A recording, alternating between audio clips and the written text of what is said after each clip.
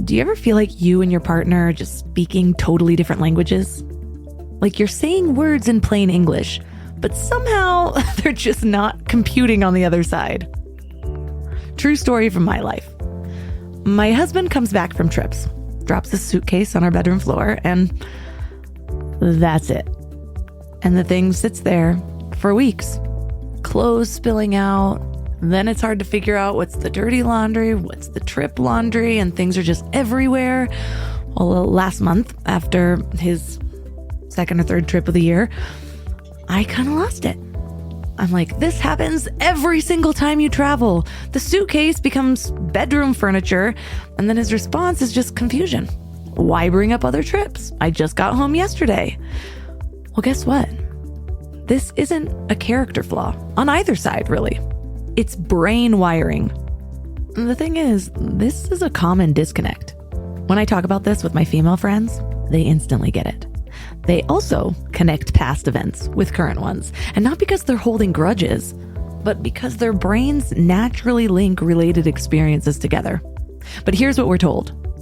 Good communicators stay present and don't bring up the past issues. But what if your brain is literally built to connect patterns across time? What if that's not immaturity, but your actual neural wiring? Women have highways connecting both sides of our brains, which is why we can talk and read facial expressions and remember that time in 2018 when something similar happened all at once. But men's brains, they're more like separate neighborhoods with fewer roads between them. Language happens in one area, emotions in another, with just fewer routes connecting them. And neither is wrong, just different.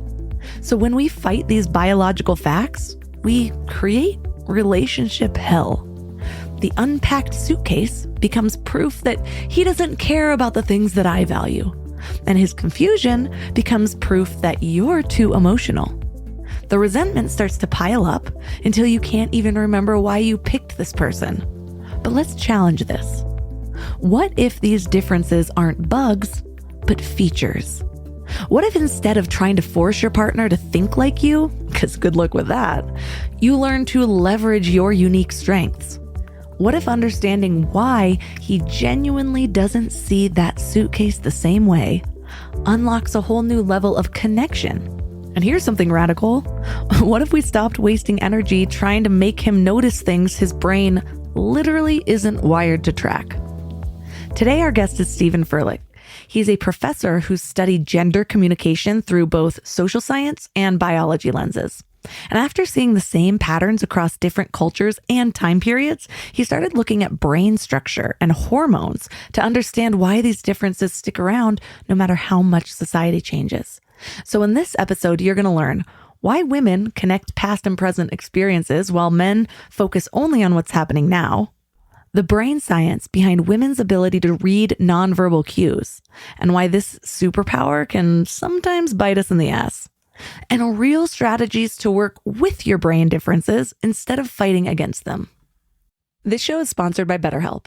You guys, workplace stress is killing us. 61% of people are dealing with stress levels that are way beyond normal. So if you're feeling it, you are not alone. I used to think I could just push through everything, work harder, sleep less, pretend I had it all figured out, but that approach nearly broke me. I am all about following your joy. If that voice in your head is telling you to make a change, listen to it. Maybe you are ready to quit your job. Maybe you do need to flip your whole life upside down. But either way, you need support and tools to navigate it well. And that's where therapy comes in. Modern therapy teaches you how to set boundaries without feeling guilty, how to manage anxiety before it spirals, how to make big moves from a place of strength instead of desperation. And BetterHelp has over 30,000 therapists and has helped 5 million people worldwide. And you can talk to someone from your couch. No waiting rooms, no awkward scheduling. Therapy gives you the clarity on whether that voice telling you to make a change is your intuition or just the Sunday scaries. But either way, you deserve support. As the largest online therapy provider in the world, BetterHelp can provide access to mental health professionals with a diverse variety of expertise. Unwind from work with BetterHelp. Our listeners get 10% off their first month at betterhelp.com/mindlove. That's BetterHelp, HELP.com/mindlove. Let me ask you something. How much time did you spend last week thinking about what to eat? Planning meals, making grocery lists, wandering around the store like a lost tourist. I used to waste entire Sunday afternoons on this, and it was exhausting. Then I found Hungry Root. Hungry Root fills your cart with personalized picks and plans your week of meals, getting smarter with every order. They have over 15,000 recipes to choose from each week, and most are ready in 15 minutes or less. I'm actually headed to Michigan this week, and I had my Hungry Root order delivered there. So I already know that I have meals ready and plenty of snacks for the kids without scrambling to find a grocery store. It's just handled. And what I love most is their smart cart technology. It learns what I actually like and then recommends groceries, recipes, and supplements just for me. So no more buying spinach that rots in my fridge. They screen out over 200 additives and only source high quality ingredients. The time I've gotten back has just been life-changing. So take advantage of this exclusive offer. For a limited time, get 40% off your first box, plus get a free item in every box for life. Go to hungryroot.com/mindlove and use code MINDLOVE. That's hungryroot.com/mindlove, code MINDLOVE, to get 40% off your first box and a free item of your choice for life. hungryroot.com/mindlove, code MINDLOVE. It's been found, and just like I talked about, the connections, I think, is already settled. Sex hormones are as well. Rise with testosterone tends to hinder language ability, which makes sense why boys have more language problems early on and girls outperform in language ability. So that's not bad enough.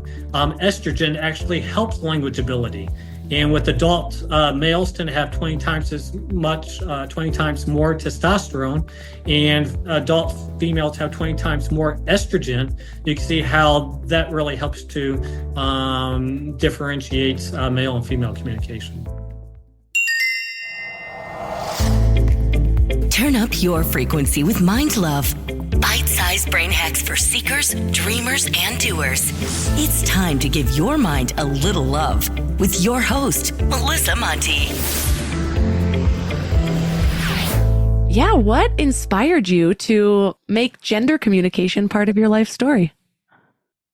So I've taught a gender communication class for the last several years, well, more than that. And one of the things that really stuck out to me was that there were some gender communication differences between males and females. And the social science research that I kept coming across showed consistencies with this. But in the social sciences, it usually attributed it to social learning, the way that we grew up in our families, school, society, the groups that we belong to. But I thought if I keep seeing these same consistent gender communication differences between males and females in different cultures, different time periods, there must be something more consistent with it. So I started looking at biology.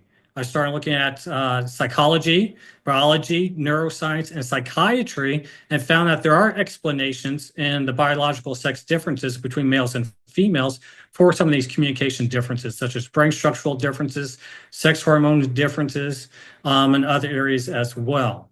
So I could go into just a little bit more about that if you want me to. Yeah, go for it. Okay. So starting off with the general theme or the general topic of my book is looking at social behavioral differences between males and females and how it's explained through biological differences.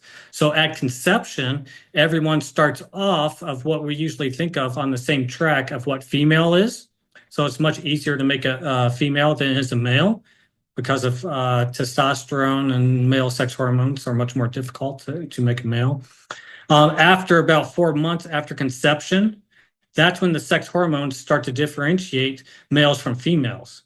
So this is where it really kicks into the theme of my book, is that the sex hormones, the 4 months after conception, when they start to differentiate between the males and the females, it actually influences the brain structural differences between males and females. So get this, you can now analyze a human brain and with over 90% accuracy predict if it's male or female based upon the structural differences between males and females. So you have these structural differences that are that distinct and in the areas of communication and social behaviors as well. Also, what's come out more recently is it's not only in the structural differences, but the activation differences as well. So you have a male and you have a female doing the exact same task, communicate about the same thing, watch the exact same film or whatever else. And the there's activation differences between the male and the female, in as much as that you can look at these activation differences and again predict with over 90% accuracy if that brain is male or female.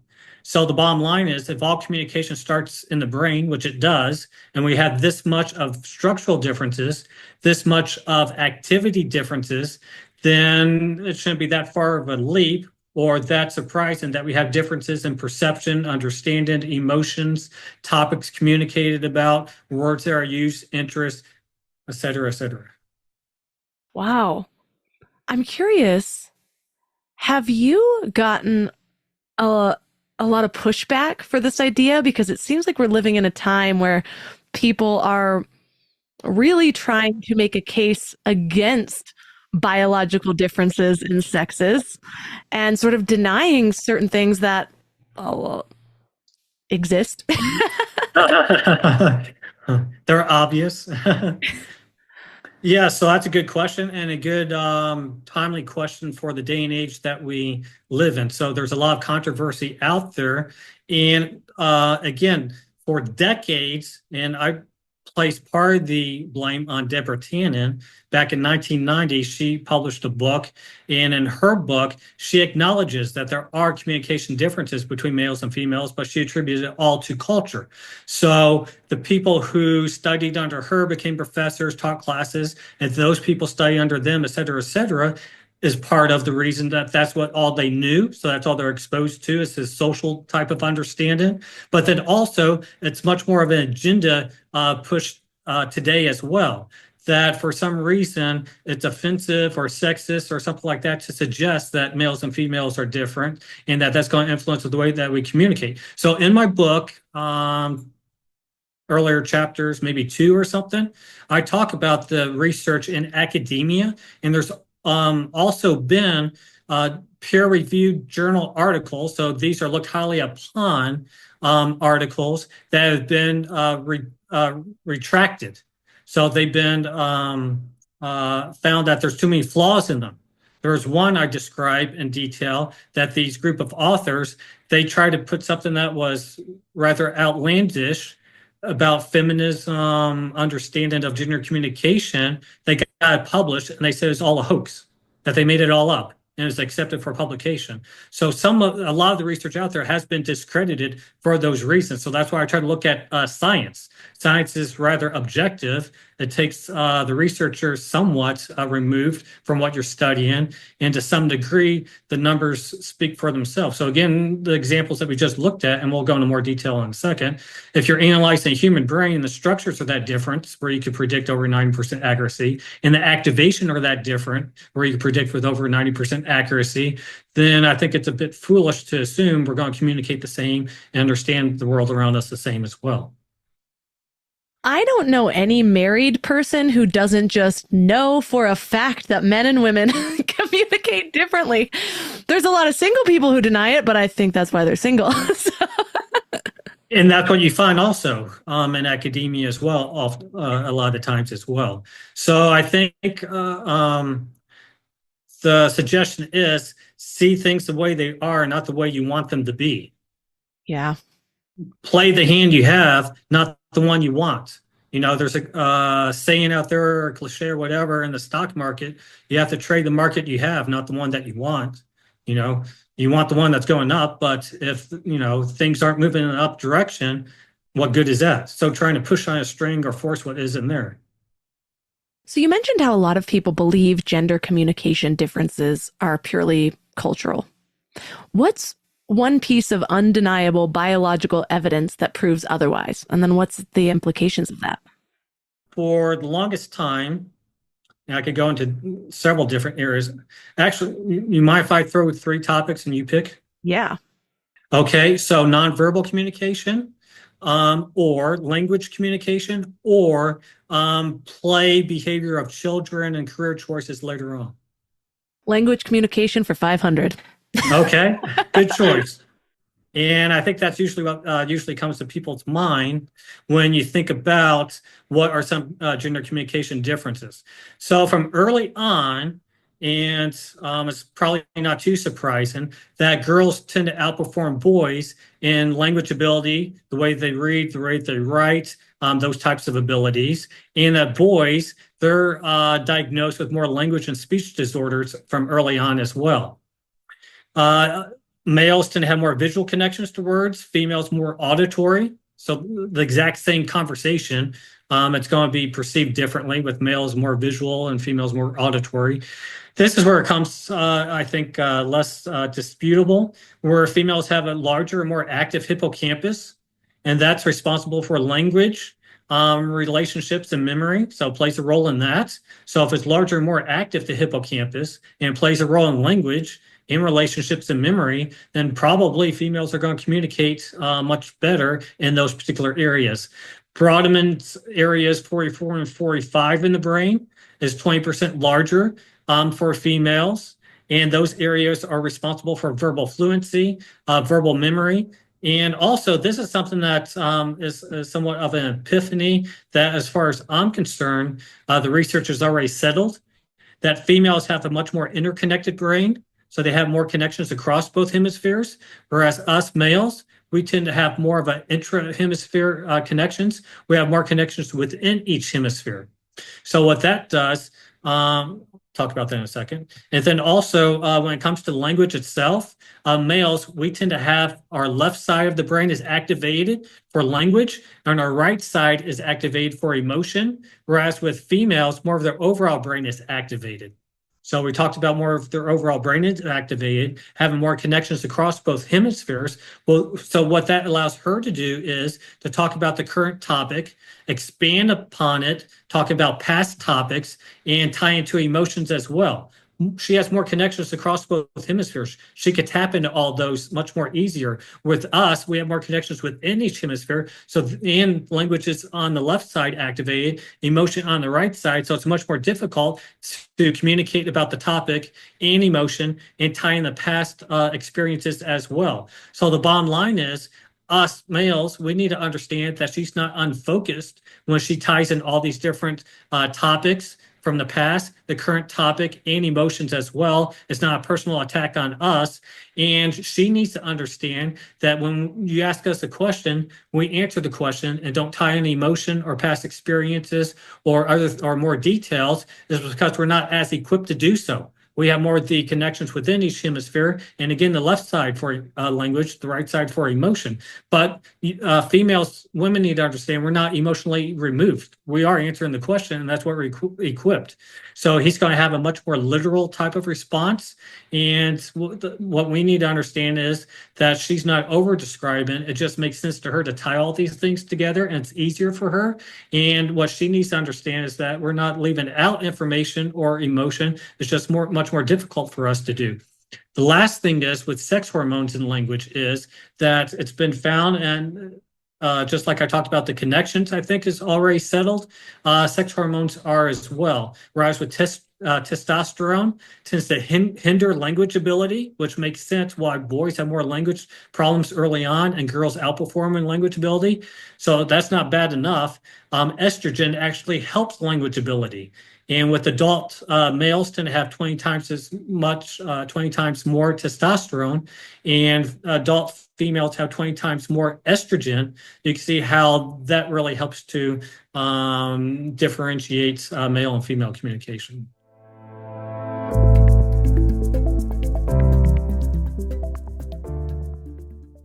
So this illustrates perfectly one of the common complaints that I see within marriages where something's happening and then all of a sudden the woman is like, but it also happened this time and this time and this time. And the man's like, why are you bringing in all these past things? And it seems like a lower self ego thing to do. But it's like, from my point of view, I need you to understand that it's not this one instant that's bugging me. It's the fact that it's a pattern.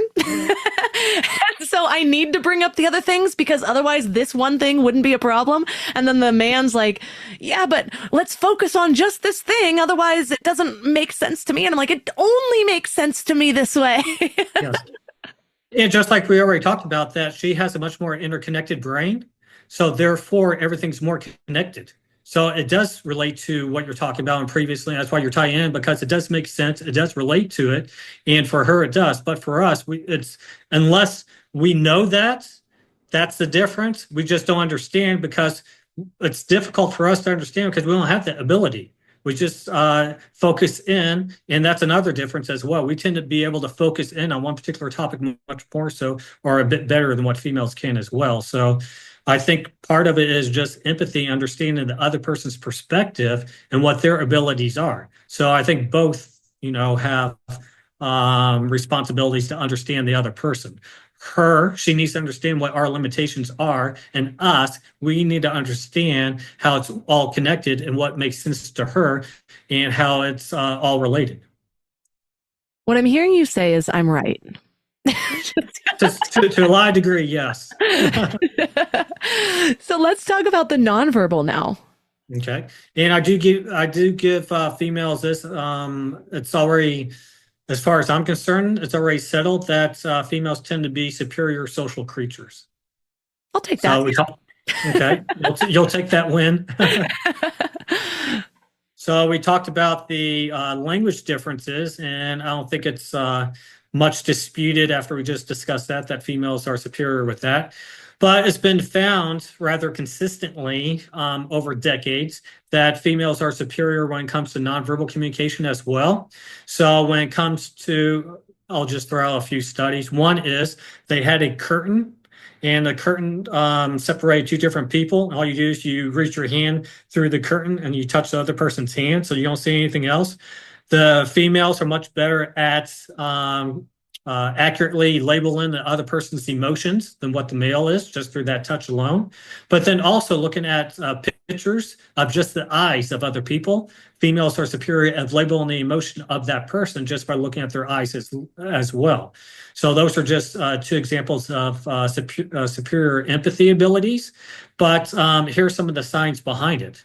So during social interactions, females tend to have higher levels of oxytocin during social interactions. That's a bonding chemical. So you feel a connection with the other person.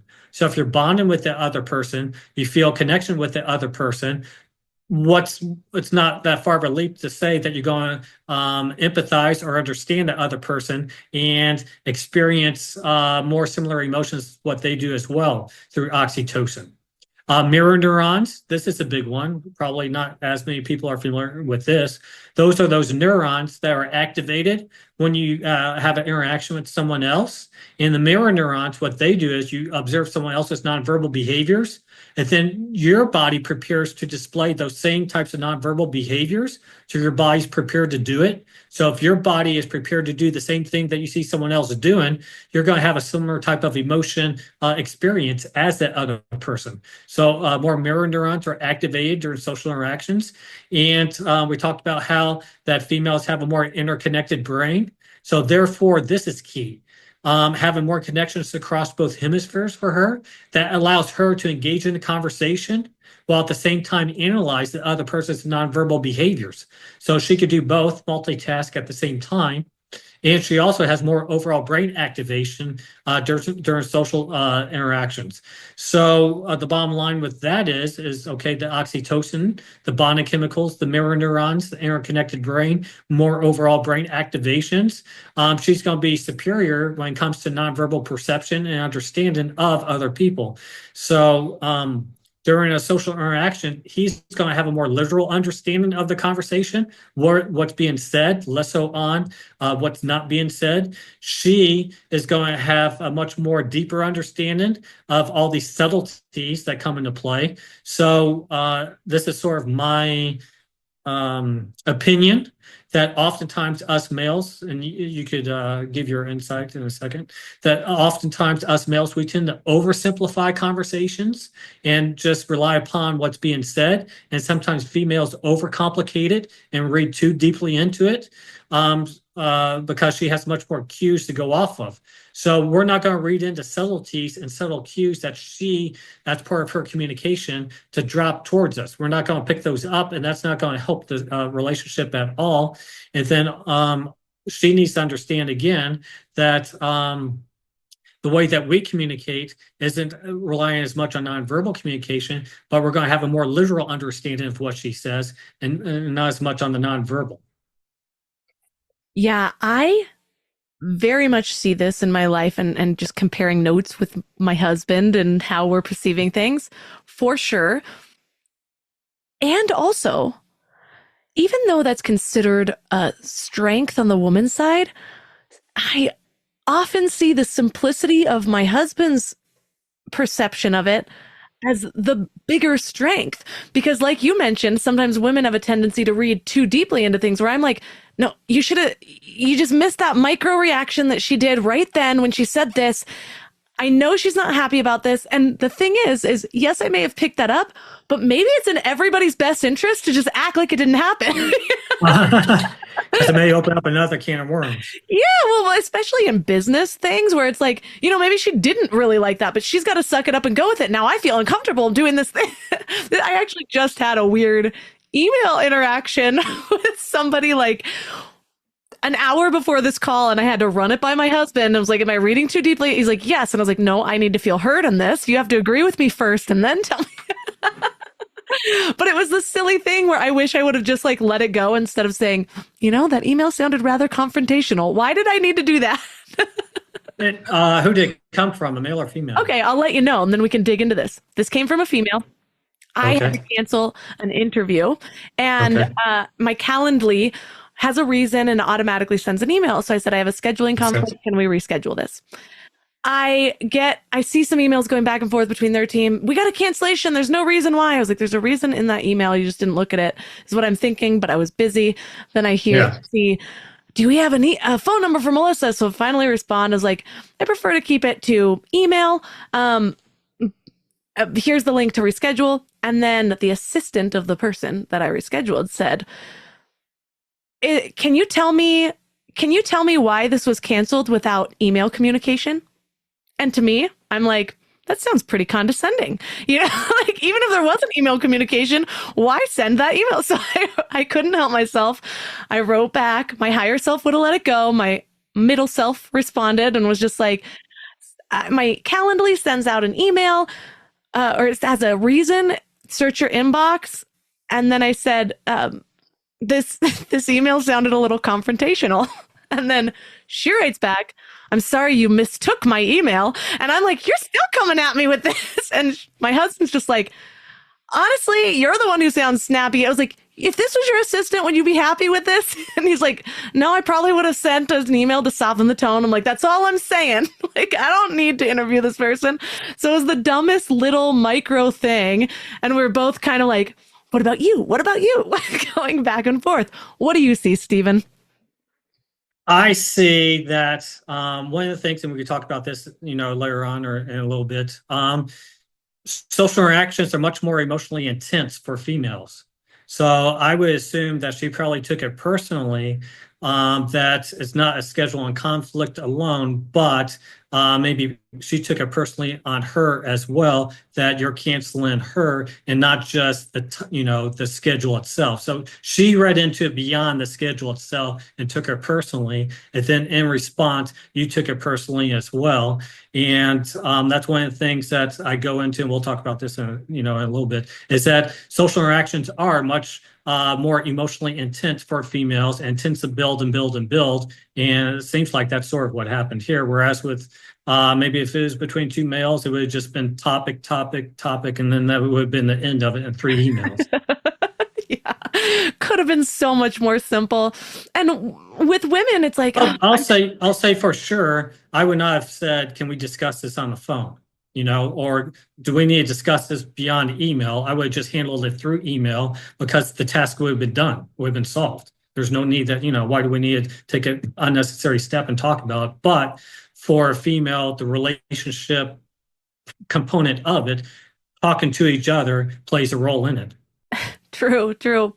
Yeah, and I see why women are such superheroes in the like, there's something off about Nancy over there. Let me go talk to her. Let me see what's happening. And then there's like these deep bonding moments that often are missed in male friendships. But It's very rare that I talk to a man like, oh yeah, no, Joe and I had a falling out. But women, I'm always surprised. I'm like, oh wow, you're still friends with her. It's been 6 years. Nice. And with us, we compartmentalize it quite a bit. So if the other person isn't around, it's not really on the top of our mind or bothering us or whatever else. So what you just said, two things popped in my mind. One is that females are much better lie detectors, that they could detect deception much better than what males can. And then also, we could eventually talk about this as well. I have a whole chapter on women's sixth sense. If you want to pronounce it better, you can. It's a hard one. Yeah.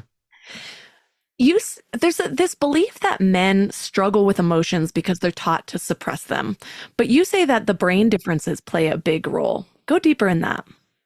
So one of the things that isn't identified out there, but it should be, is that the serotonin system has been recognized in science as being sexually dimorphic for over 40 years.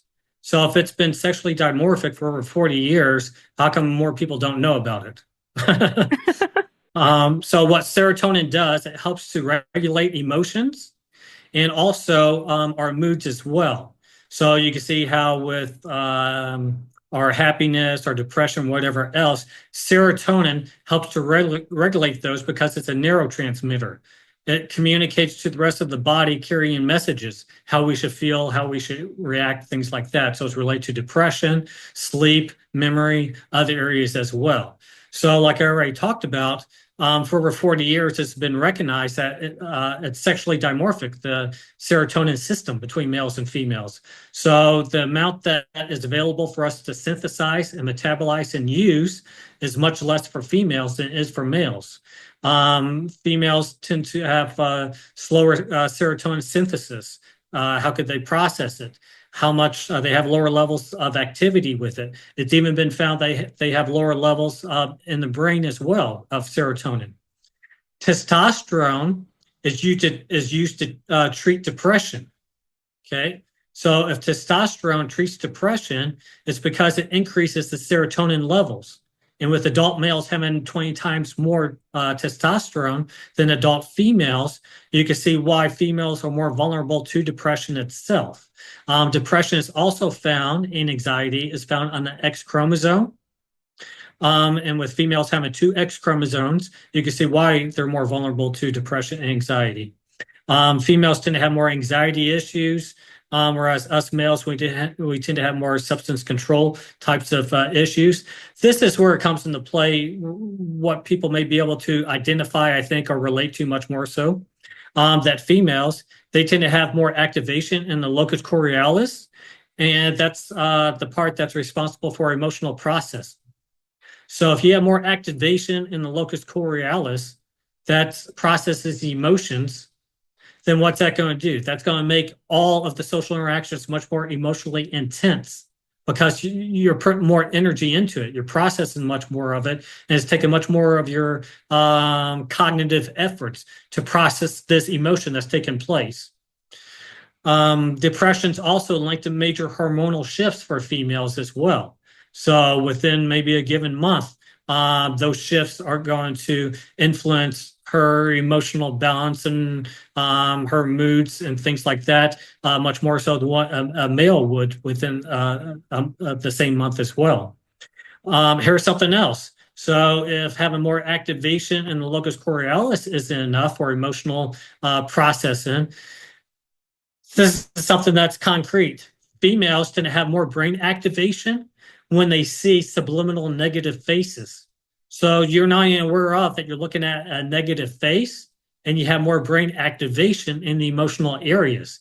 So that really alludes to how that emotion is more of a biological instinct, much more takes up much more cognitive effort, and it's much more emotionally intense, these types of social interactions. I mean, you're looking at a face that you're not even aware of, and it's having an impact on you if it's negative. Wow. There's a reason why so often I'm like, I don't know what it is, but I feel psychic when it comes Okay. to people's emotions.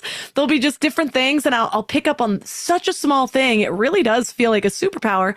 And for a long time, before I had a partner to just bounce things off of, and then like, I don't know, not let it go by, I was like, am I just making stuff up? But then so often I was proved right, or I would talk to their friend and be like, no, no, she actually was really upset about that. She was trying to hide it. Oh, okay.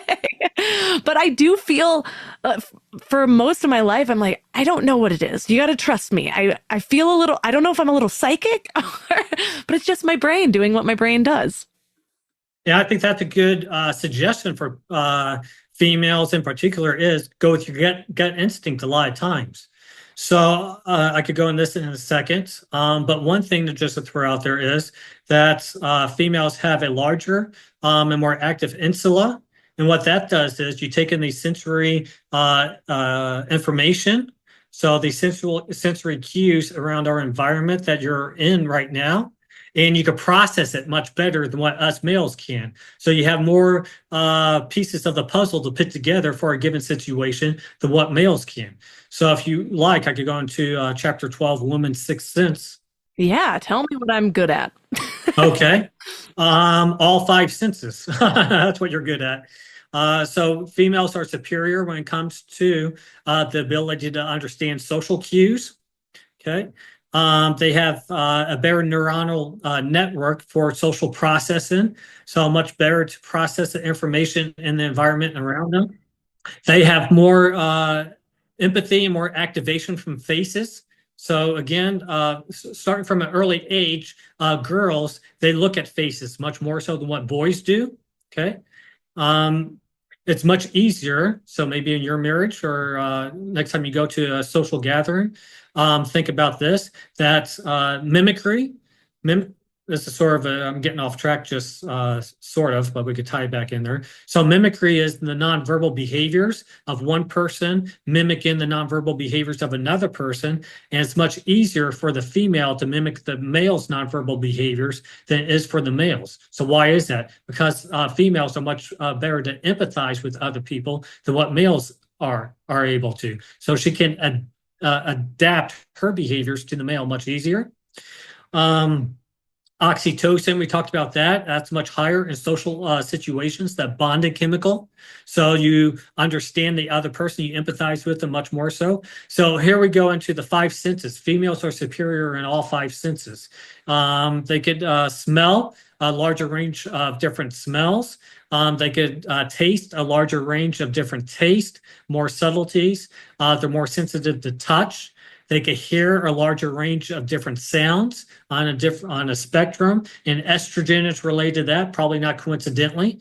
So during the ability to reproduce, that's in the woman's life when her estrogen is higher or highest, and her hearing ability is it's related to hearing ability as well, estrogen. So when you have a baby, you need to hear all those nuances of what does the baby need. Does the baby need, is it sick? Is it happy? Is it sad? Is it hungry? All those types of things.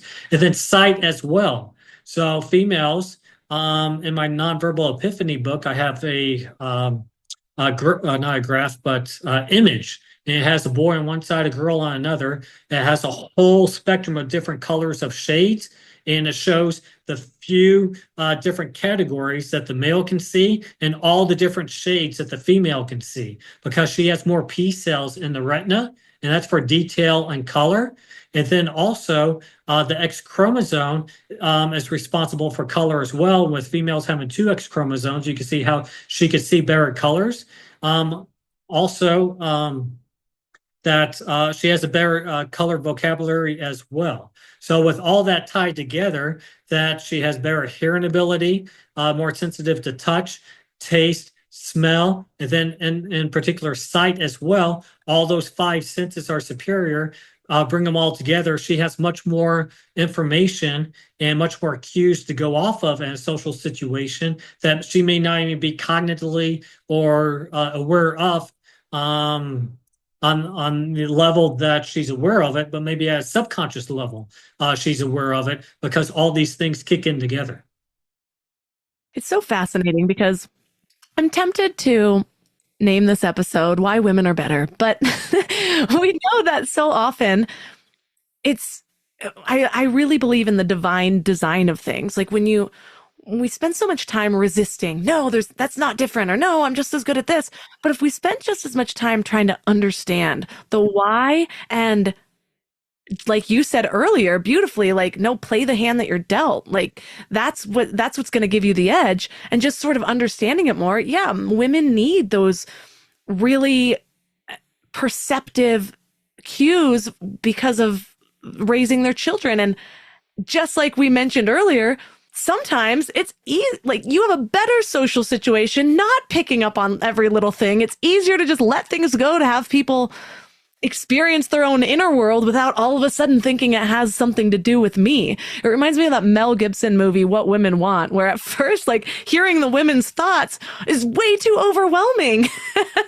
And he's like, just take me back to being a normal man for a minute. All those interconnections are competing with each other. Exactly. So I guess one of the bottom lines is, so maybe in marriages, relationships, things like that, why can't both complement each other and have a better type of team, as opposed to one's better at this and one better than the other, then rely on it. So maybe for the woman, rely more on the social types of understanding social situations, especially when it comes to children, raising children, and things like that. Whereas us males, we tend to be superior when it comes to spatial ability. So testosterone is highly related or highly correlated with spatial ability. So it's been found rather consistently that we're much better with cardinal directions, north, south, east, and west, navigating certain types of things, hand and eye coordination. And then females tend to rely and do about equal as what males do when it comes to landmark directions. So if you're going to a certain place, not saying if it's north, south, east, or west, but what's some of the major landmarks? What's a building? What's a park? What's something else that you could go off of? So that's one thing we tend to have an edge up on, is spatial ability. And then also we tend to be able to rest much better as well. That females tend to have much more brain activation when trying to rest, and it doesn't shut down nearly to the level that us males do. And I think that's something that females need to understand, that when we're resting, or if we're doing a restful activity, maybe watching a sporting event on TV or something, it's not going to be very productive to try and have a conversation with us, because again, we're compartmentalized and our activity really shuts down much more so when we're trying to rest. So those are two things that males tend to have the upper hand with. You mentioned how women remember emotional experiences more vividly. What advice would you give to couples when one partner wants to move on from a fight and the other one, probably the woman, can't forget it? I guess one of the things to keep in mind is how each person's going to experience it, that particular conflict itself. So one of the things that is found in the research and has been around for a while is that there is a conflict dynamic out there, and it's demand withdrawal. And with demand withdrawal, oftentimes it's the woman who demands more, and the man, not surprisingly, takes it personally and withdraws even more. So does that help her meet her needs? No, it makes things worse. When she needs something addressed, then he just shuts down. So Johnny Depp, Amber Heard, we saw that come out in that trial, that there was some sort of birthday going on, her birthday or something. He walks in, he looks around, sees all these people around, her friends or wherever. He doesn't like it, so he just walks out, and then she retaliates against him, which we heard come out in the court trial. We don't want to go into details about that. And then also in one of the tape recordings, Amber Heard even blurts out, every time we have a fight, Johnny, you just walk out and leave. So with the demand withdrawal type of dynamic, is that in relationships, it takes much more effort for us males to process relationship type of information. So we're not going to pick up on the subtle types of cues that She may think that there are problems in the relationship. We're not going to pick up on it. Again, we talked about the different senses and the social awareness. We're just not as equipped with it. And we also talked about that males have inferior language abilities. So again, we're not going to be able to invest emotionally, language-wise, nearly as well as what females can, or nearly as much to that extent as what females can, language-wise, emotionally. So she's going to feel like she's much more emotionally invested in the relationship than what he is. And that's going to frustrate her when things, those small things aren't being worked out that he's oblivious to and is not aware of. So neither one is going to feel valued. What he contributes to the relationship oftentimes is what he does. So it's through actions. It's not through what he says, but again, we don't have the language abilities to disclose all this information, emotion, and tie it all into. Whereas with her, she's going to invest much more so with the language and emotion in the relationship. So that's part of the demand withdrawal type of relationship. And we see that play out in public types of relationships. Sylvester Stallone and his wife went through it, and there's other examples as well. So what can be done is positive touch prior to the conflict. So maybe an embrace, holding each other, arm around the shoulder, holding hands, whatever. All that increases positive types of behaviors because that increases oxytocin level. So oxytocin is highly related to touch. So having touch prior to a conflict increases those bonding chemicals of oxytocin. So that could help the conflict.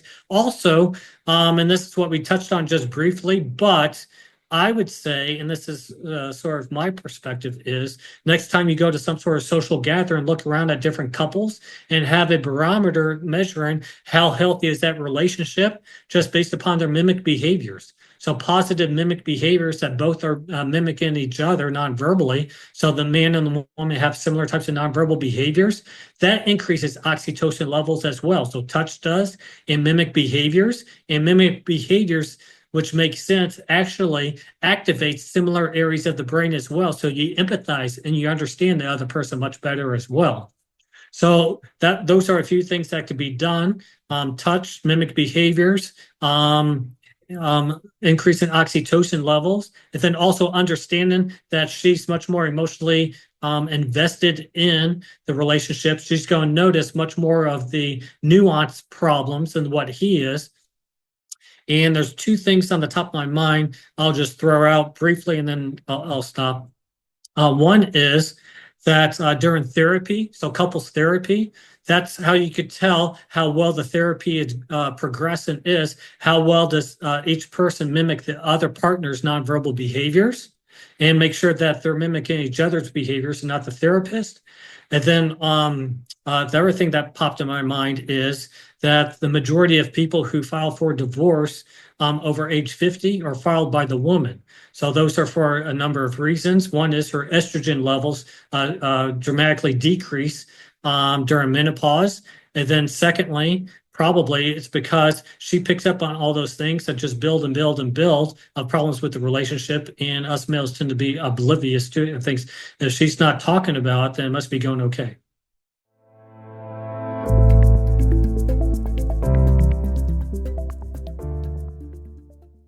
I find it fun, really understanding the differences, because it's like a game. Instead of being frustrated, you can just see, all right, it's kind of like with my toddler.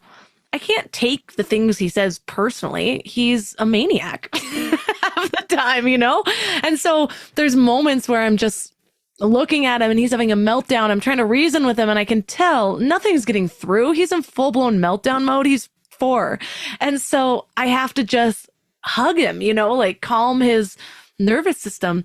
And I think that's one of the things that has sort of been the superpower in my relationship. My husband and I have realized, and even without trying to understand the way the sexes communicate differently, we've just learned to give each other grace that we're going to be human. And so Whereas sometimes my tendency or his tendency might be, yeah, but why did you say that? Just drilling it in. It's like, it doesn't matter why. They're having a low self moment, like they just acted out of emotion. Let's just let it go. And the more that I do that for him, the more he does it for me. And so we can just sort of let things go. But understanding the deeper layer of like, okay, well, this isn't him. It's not him being not perceptive or not paying attention to me as I would. He's wired to go hunt and gather and to survive and to provide for our family. Do I even want him to have this type of perception? Imagine us both being at a party, picking up on the subtle cues and thinking people are against us. And that was a good point also, that you hug your toddler, and that increases the oxytocin level, that bonding chemical. So it helps you to bond with each other much more so, and empathize with each other much more so as well. So the whole demand withdrawal, you probably noticed that in other couples, that's probably when other women talk to you about problems that they have. And that's probably a major dynamic that comes into play, demand withdrawal, and comes into misunderstanding of communication perception, communication abilities, and where each person's coming from. When you were studying this, I'm sure there was a lot of things that you're like, oh, no, I have this idea, and then you found the science to prove it. What were some of the things that really surprised you from the research? I guess what really surprised me was that the biological explanations for it, that it's more of the consistencies within a given sex and what their abilities are. So I guess what really helped me was it simplifies things much more so, that it helps me block out the noise and just hone in much more so on what are some of the communication differences, and knowing that's what that person's perspective is. So I think that's what really enlightened me, was understanding the other person's perspective much more so. We've also talked a little bit about scent as one of the just senses that women are stronger in. But in your book, you talk about how body odor plays a role in attraction, which is also fascinating. I saw a big study coming out the last couple of years that were blowing the lid on like women on birth control. Their like pheromone thing was thrown off, and all of a sudden they got off birth control. We're no longer attracted to that man. But tell us about where the scent plays a part, and are we communicating at all, or communicating emotions through scent without realizing it? Just one tidbit about the birth control. There's some research out there that female on some sort of birth control that does interfere with her oxytocin levels when she looks at her partner's face. So that can influence how rewarded she feels towards her partner with birth control. But I didn't go into too much depth with that. But with the odors themselves, chemo signals, and for you as a mother, if you were to have 5 different toddlers wear a shirt for a day or so, and then you laid them out, you would be able to sniff out which one your toddler wore through just the scent itself. When it comes to maiden types of behaviors, what usually happens in the different stages is that the female usually sniffs out the male. And what she does is, at a subconscious level, she's looking for a male that has different types of genetics, because we all have recessive genes, and we don't want our recessive genes to be expressed. So if we have too much overlap of genetics between the male and the female, that's going to increase the chances that our genes that are not being expressed, are recessive, are going to be expressed, because it just doubles the odds of it. So maybe, and a lot of times the recessive genes are not very desirable. So what happens is that the female often sniffs out a male that has genetically different types of genes, and then she gives subtle cues. And with us males, sometimes we pick up on the subtle cues, sometimes we don't. But from her perspective is that she's sort of picking the mate, she sniffs them out, and then she gives a hint towards it, and then she expects him to take the lead from there. So it may be with her standing closer to him, holding eye contact for longer periods of time, playing with her hair, the way she positions her body more towards him or whatever else, standing closer. All those can be subtle hints. And if he doesn't pick up on it, she gets frustrated and then just moves on to the next potential. So with chemo signals, it does come into play. And I would throw this out there that probably there are times that with the new age of dating online, things like that, things may be going well in conversations online, then you meet in person and it just flops. And maybe the chemo signals play a part in it, that maybe you have too much overlap of genetics itself. So I guess my suggestion is not to disguise what your natural odors are too much with overly colognes or perfumes or whatever else. Much more of the natural odors would be much more of a natural type of selection. You're like, can you mail me your worn t-shirt PO box before we meet in person? It's so fascinating to me, though, because we're over here in our egos thinking, oh, I'm logically choosing this person versus this person. But every single stage from our sense of like, we don't even realize we're creating logical meaning for feeling attracted to this person when it could just be the way they smell. And then even the reproduction process of a lot of people don't even realize that the egg actually opens up for the correct sperm. It's not just the one that gets there the fastest. We are choosing subconsciously on all these different levels. And that's just fascinating.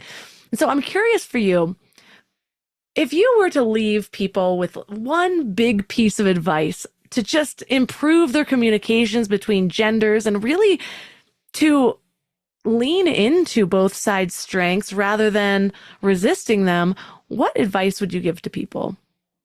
I guess one of the biggest things is to understand communication from the other person's perspective and not just your own. So especially when we talk, we often talk what makes sense to us and not necessarily what makes sense to the other person. So know your audience and know what some of these differences are that we talked about with language ability, spatial ability, nonverbal ability, even decision-making. I go into some of that in the book as well.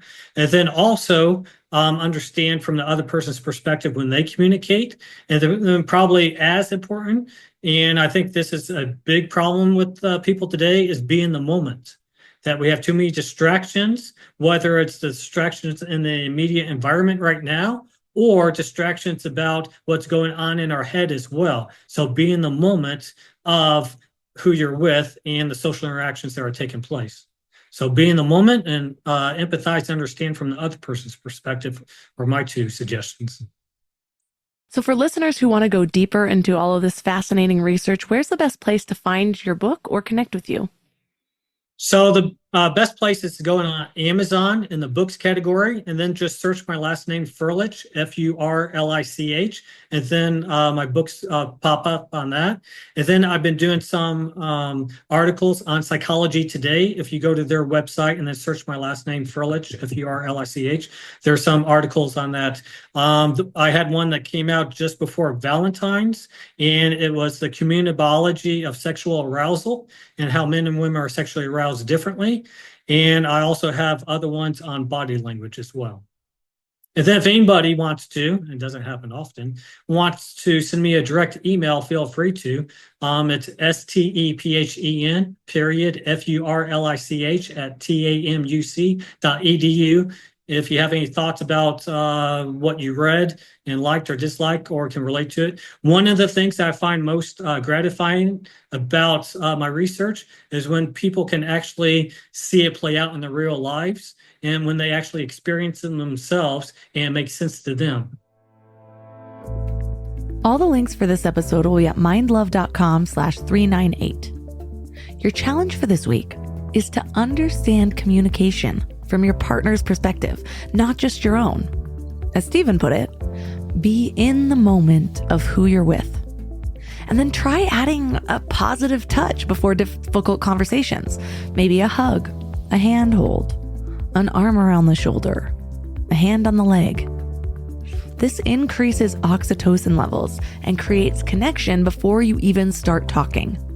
Notice if you're both mimicking each other's body language, because that is a really powerful sign of resonance and understanding.